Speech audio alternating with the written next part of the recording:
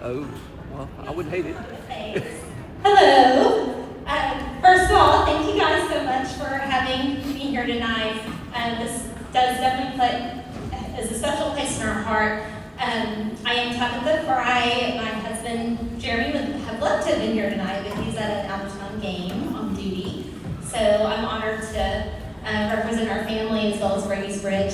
As mentioned, Brady's Bridge is an after-school care program and also summer camp program for kids with special needs. And Brady was the inspiration for Brady's Bridge.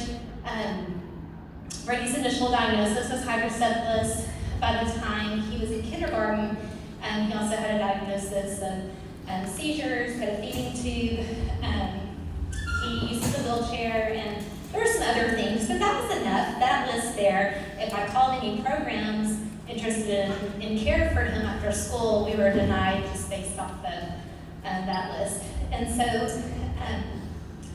and that's not to knock any after-school care programs because they provide a really valuable service to our community. So we need the programs. The challenge was that in Texas, you can have one teacher to 25 kids in an after-school care program, depending on the age.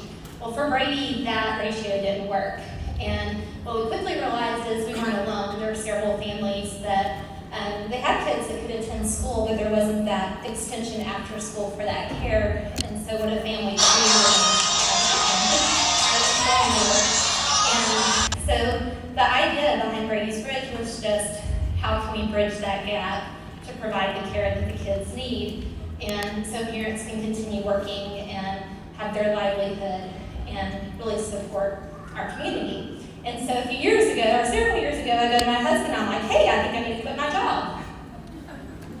And I was really shocked when he said okay. But I realized that he was also in the trenches with me, right? And we're trying day to day to figure out what are we going to do for our child.